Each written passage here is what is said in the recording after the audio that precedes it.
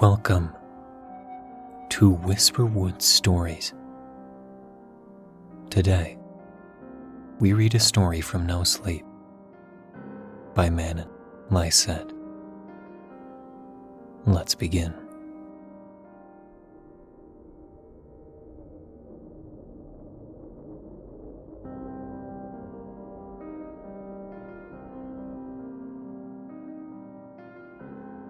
If you see a searchlight too soon after capsizing in the North Pacific Ocean, hide.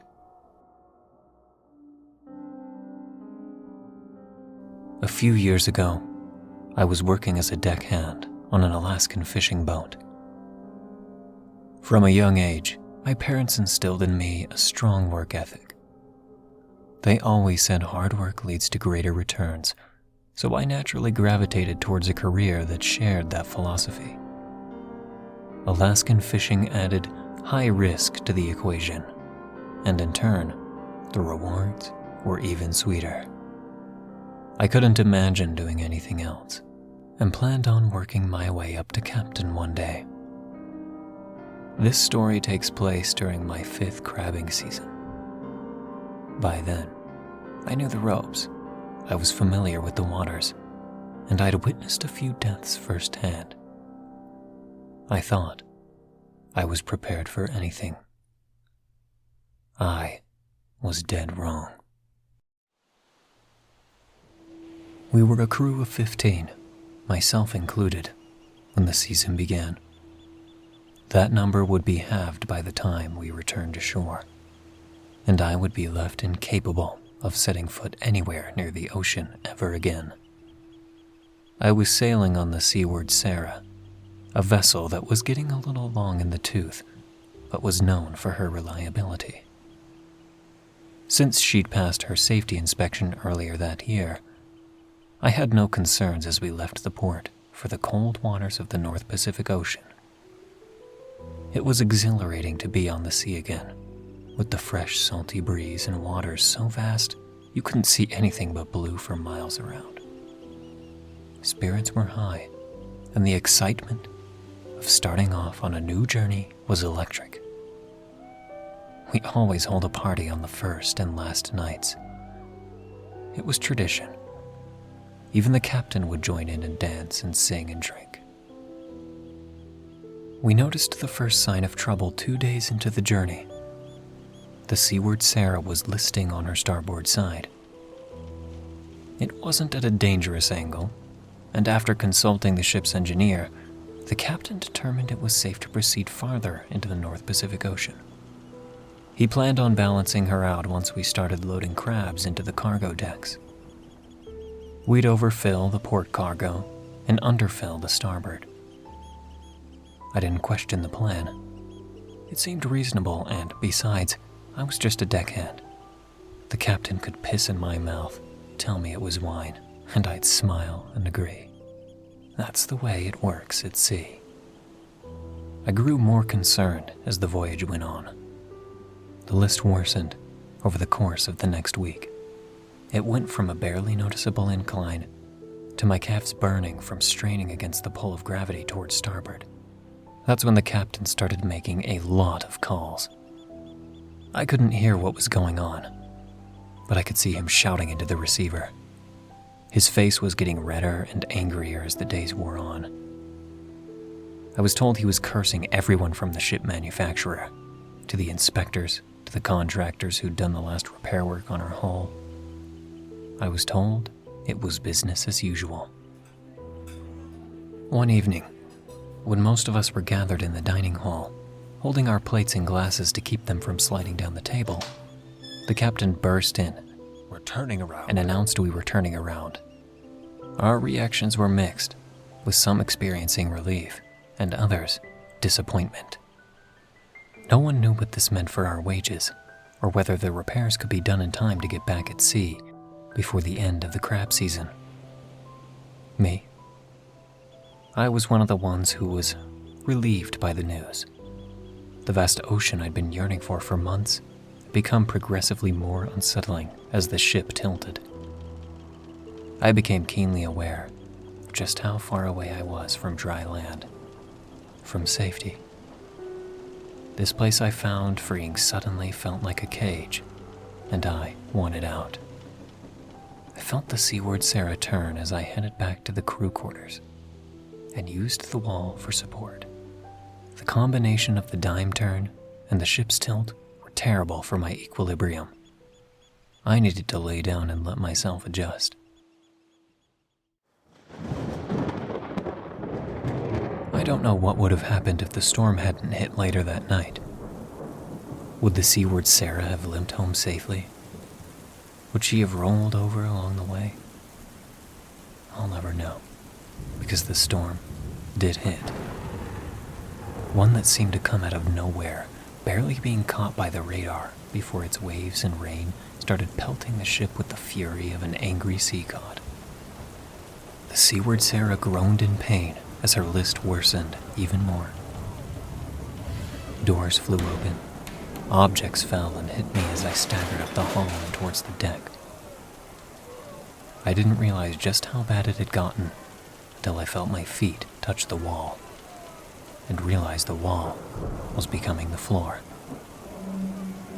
I was still inside when I heard the call to abandon ship. I was bruised, groggy, and disoriented. Enough water had gotten in from somewhere that I was also soaked. I felt a pair of hands grab me by the shoulder and usher me forward when I stopped to take a breath. I know, at some point, I donned a life vest, but I couldn't tell you when or how I got it on. All I remember is the surreal sensation of the world changing directions inside the ship, and the sight of the tall waves illuminated by the lightning once outside. Thunder drowned out the screams of my shipmates, but I could see them scrambling to launch a lifeboat. I threw myself towards them. Before I could catch a handhold, I felt a wall of ice-cold water drag me into the railing. A second wave, the reaction to its action, reached over the rail and pulled me into the water. The pain was unbearable. Not only had I been tossed around like a rag doll, but the water felt like I'd rolled into a vat of quicksand made of sharp needles. I didn't know which side was up and which was down, but thankfully, the life vest lifted me back to the turbulent surface. The water had gotten into my ears, muffling the sound of the storm, and I tried to flail my arms, hoping for rescue, but I couldn't lift them. I couldn't stop threading the water long enough. This hell went on for longer than I care to reflect on. I just know wave after wave pulled me under, but the jacket always brought me back up long enough to catch my breath. When I close my eyes, even years later, I can still feel the unrelenting assault of the waves, mingling with the taste of salt on my tongue. I was going to die. I was sure of it. Either by not breathing in when I had a chance, or by drowning from rainwater in my mouth whenever I screamed. And then, I felt a tug, and my horror amplified tenfold as I imagined being in the jaws of a sea serpent, about to pull me into the ocean depths. I thrashed, desperately trying to escape, only to hear Greta's voice chastising me. Stop that. I'm trying to pull you in. Greta hoisted me onto the lifeboat, and once I was over the edge, I slipped the rest of the way in, landing in wet and bloody water. I could hear orders being shouted at me, but all I could do was curl up and wait, utterly useless. I know the others were preoccupied by something, as they started rowing as hard as they could. In hindsight, I think they were trying to get clear of the whirlpool of the sinking ship. The storm passed almost as quickly as it arrived. The ocean wasn't as quick to calm, but the turbulence lessened to a manageable degree. When I was finally able to, I sat up and took inventory of my surroundings. found myself in a lifeboat with 7 other crewmates. All that was left of the Seaward Sarah were bubbles rising from the depths of the ocean. Miraculously, there was a second lifeboat paddling towards us, and once we were connected, we were overjoyed to find that every single crew member had survived the capsizing. The captain, who was in the other raft, shouted over the water in a deep booming voice, "We sent out a distress call before she went down. They have our coordinates. It won't be long." I hoped he was right, because my hands were trembling from the cold and the quickly depleting adrenaline. We tied the rafts together, took stock of our supplies, food, first aid, and then waited. Now, you would think that there'd be cheering when the light appeared on the horizon, that all hands would start to paddle and wave and celebrate. Instead, there was a sudden and deathly silence as a communal swell of anxiety filtered into us. There were haunted expressions on Greta and John and Sarai, and even the captain's face. The latter was holding the flare gun, but his finger was tapping nervously on the trigger. Sometimes, without knowing why, you get a bad feeling. People call it the sixth sense, but I think it's simpler than that. I think it's danger perceived but bypassed by the brain, so you can act faster than you can think. Kind of like how you can actively analyze a person's body language to get more information than you'd get from hearing their words alone. But even if you're not trying to, you still subconsciously notice the little signs showing discomfort or anger or attraction. It's innate. What we think we perceive is only scratching the surface of all the information we truly take in. The brain, our consciousness, focuses on one thing, but our survival instinct notices the other discrepancies. And when it does, it signals danger without telling you why. "It's not moving," Greta whispered. She hit the nail on the head. She connected the dots outlining the proverbial red flag. When she did, a sort of unspoken acknowledgement traveled through the group, as one by one, we noticed it too. You see, there were 2 problems with the light. 1. The nearest ship to ours was at least 5 hours away, probably longer if they hit the same storm we had. 2. The light was perfectly still, staying at the same height, and never once bobbing along with the ocean surge. It also wasn't sweeping the ocean, as one does when searching for survivors. You see, it had appeared way too fast. Only about a half hour after the storm had passed. It was extremely unlikely that an unknown ship had been in the area. We all try to keep tabs on one another, because in such turbulent waters, knowing where everyone is a question of life and death. Yes, we're technically all competing against one another, but you'd be hard-pressed to find any seaman unwilling to drop everything to save another in a pinch.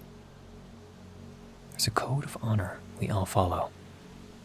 But suppose that was an unknown vessel responding to our distress call. We still had to contend with the second issue of its unnatural immobility. My stomach contorted, wondering what it meant. The light was fixed on a single point in the near distance.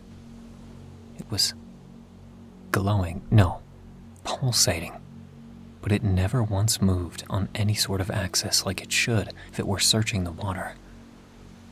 It was immune to the push and pull of ocean waves. There's not a ship on Earth that can do that. The only reasonable explanation was it might be a Coast Guard helicopter hovering perfectly in place and dangerously low. But then again, Even if it had been deployed the second the distress call was sent, a rescue chopper couldn't have gotten to us that fast. The light was impossible. The light felt menacing. The light acted like a lure, goading us to come to it. The boom of an explosion snapped me to reality. It was followed by a crackle up above. The captain had fired off one of the flares. It hung in the air, slowly fizzing in a downward arch. I remember feeling so scared I dug my fingers into the lifeboat. The shot was one thing, but my fear had to do with the light. I was so afraid it would come closer now, that it knew for sure where we were. I was more afraid of that light than I have ever been of anything in my entire life. But thankfully, it stayed away. "Row!" the captain ordered. No one moved, not even to breathe. "Row, damn it!" John reached for the paddle, but Greta grabbed him by the forearm and stopped him, shaking her head. The captain glared at us with bulging eyes. He'd adopted an authoritative stance, but even he wasn't able to suppress his quakes of fear. If one followed logic, he was right. We should head towards the light, and yet, the longer we stared at the unnerving thing, the more it unsettled us. It's funny how something as simple as bobbing up and down could have alleviated our anxiety. But the light didn't do that. Not even once. Faced with a soft immunity, the captain grumbled and grabbed a paddle of his own. "Fine," he hissed. "I'll go. Any man or woman too cowardly to come can transfer to the coward's raft." He gestured to us. "Anyone with balls, come with me. We need to flag that ship down before it moves on without us." The flare hit the water and spat out a few more dying embers. I was surprised to see a few crewmates get up. John and a couple others transferred over to the captain's raft. An equal number transferred to the coward's raft. With contempt on his sour, sea-worn face, the captain cut the lines between us and directed the raft towards the searchlight. Left, right. Even as they rowed off, we pleaded with them not to go. But it was like they'd been infected with bravado. I could hear them chanting in a rhythm, till they were a blip on the horizon. 10 minutes after the voices went quiet, at the estimated time the captain's raft would have reached the light, it suddenly blinked out of existence. The captain, John, and the other 5 crewmates on the raft were never seen or heard from again. The raft has never turned up. This, despite being outfitted with an emergency tracker. Planes equipped with the same tech have gone missing as well. So it could be that those trackers aren't worth much, but it still gives me nightmares to think what would have happened to me if we'd followed the captain. As for us, it took 7 hours, but eventually, we were rescued by the crew of the Rose Shannon. As expected, the storm had delayed rescue attempts. They warmed us up and combed the waters where we'd last seen the captain's raft, abandoning the search only when the Coast Guard arrived and took over.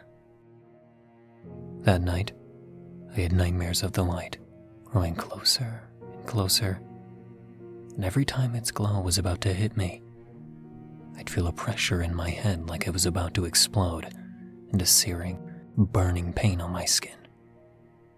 I'd wake up, drenched in sweat. I now work as a trucker, a mercifully landlocked job. I drive through all kinds of creepy locations. I've seen some things on this job, but nothing has ever scared me more than the light I saw that terrible night. I don't know if it's because of the lack of closure around the captain's raft, or if my subconscious saw something that it felt my brain was better off not knowing. I don't know. I don't like to think about it.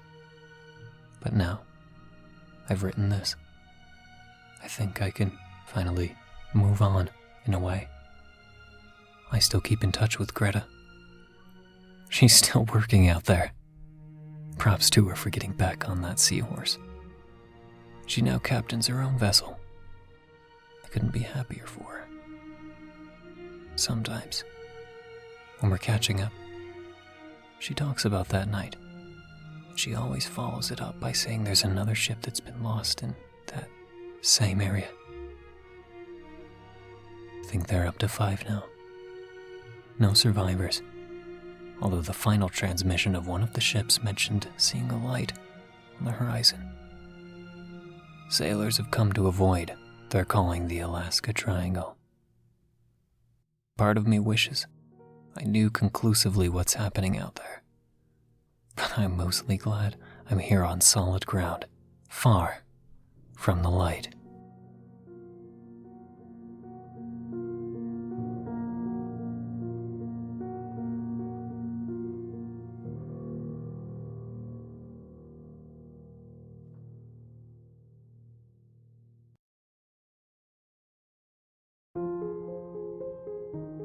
Thank you for listening to Whisperwood Stories.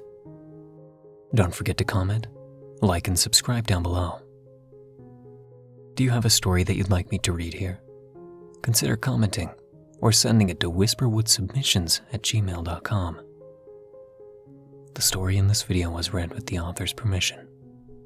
Thank you again for listening, and be sure to check out the original Reddit posts and the links below where you can find out more about the author. Don't let the shadows get too close.